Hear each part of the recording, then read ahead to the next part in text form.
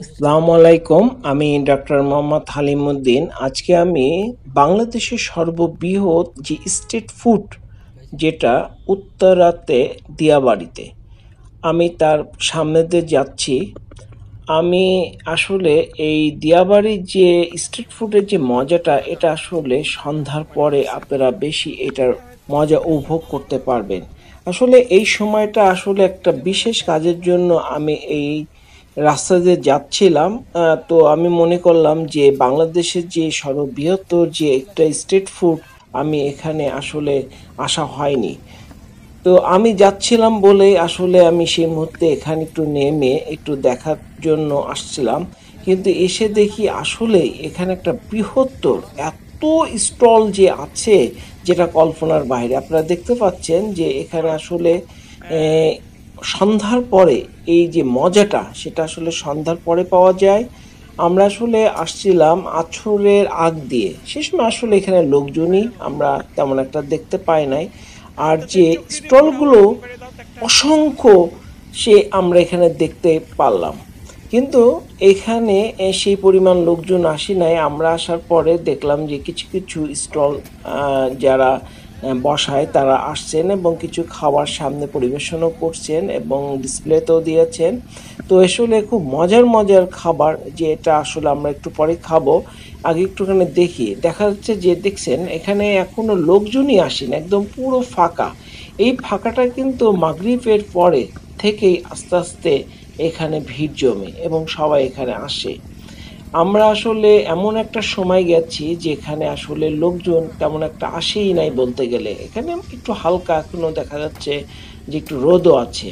তো আপনারা দেখেই বুঝতে পাচ্ছেন যে এইখানে এই সময় যে পরিমাণে তারা এত লোকজনের যে পরিমাণ আমরা লক্ষ্য করলাম, তাতে বোঝা যাচ্ছে যে রাত্রি কি পরিমাণে লোকজন আসে। তো আমি, আমার সঙ্গে আছে আমার ফুফাতো ভাই। উনি আসলে একটা বিশেষ কাজে আমরা দুজনাই একটু বের হয়েছিলাম। তো ভাই বলছিল যে এই জায়গাটা আসলে যে এত নাম করে যে স্ট্রিট ফুডের একটা মেলা, এখানে আসলে যদি আমরা কিছু না খেয়ে যাই তাহলে আসলে এই পাশ দিয়ে যাওয়ার সার্থকতা আমাদের থাকবে না।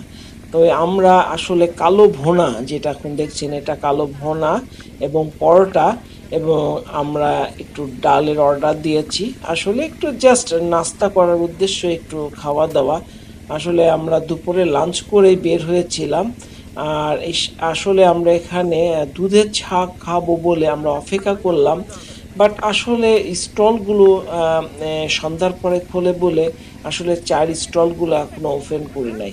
আমরাতে এখানে পরোটা এবং কালাভুনা দিয়ে আমরা আসলে আমরা খাওয়া দাওয়া করলাম। এবং আমাদের একটা ডালের অর্ডারও আছে। সেই ডালটা আসলে একটু গরম হচ্ছে, কারণ ওরা বাসার থেকে সবার রান্না করে নিয়ে সেখানে গরম করে পরিবেশন করে। আসলে এখানে রান্না করার তেমন একটা জায়গা নেই। সবাই এখানে দেখা যায় যারা এই স্ট্রিট ফুডের যারা বিজনেস করে, সবাই তারা ঘরোয়া বাসার থেকে রান্না করে নিয়ে এসে এখানে তারা পরিবেশন করে। তো এখানে আসলে আমরা যে তারপরও যে এখানে বেশ ভালোই লোকজন, পরবর্তীতে আস্তে আস্তে আমরা নাস্তা করতে করতে দেখলাম যে বেশ ভালোই লোকজন চলে আসছে। তো আমাদের এইমাত্র আমাদেরকে যেই ডাল ভুনাটা দিল, তো আমরা ডাল ভুনাটা খাবো। আসলে কালো ভুনা সম্পর্কে আর কি বলবো, কালো ভুনাটা আসলে এত সুন্দর যে আম, ভাষায় প্রকাশ করতে পারছি না। আর বিশেষ করে যে পরোটা, এই পরোটা আসলে কাস্তি পরোটা। এই পরোটাটা যদি আপনি খান তাহলে বুঝবেন ভিতরে একদম মচমচি। এবং ভাই আমাকে বলল যে ডালটাও নাকি খুব সুন্দর আর টেস্ট আছে। তবে এখানে আপনি খেতে হলে একটু মনে রাখবেন যে আসলে খোলা জায়গায় এখানে খাওয়া দাওয়া হয়। তো যদি একটু ধুলোবালু পড়তে পারে, তাহলে আসলে আপনি যদি মনে করেন ধুলাবালি পড়ছে যে খাবারটা খাবে যাবে না, তাহলে আপনি যে মনের দিকে যদি তৃপ্তি সহকারে না খান, তাহলে আসলে বুঝতে পারেন মানুষের তৃপ্তিটা একটা বড় ব্যাপার। তো যাক, আমরা খাওয়া দাওয়া শেষ করলাম।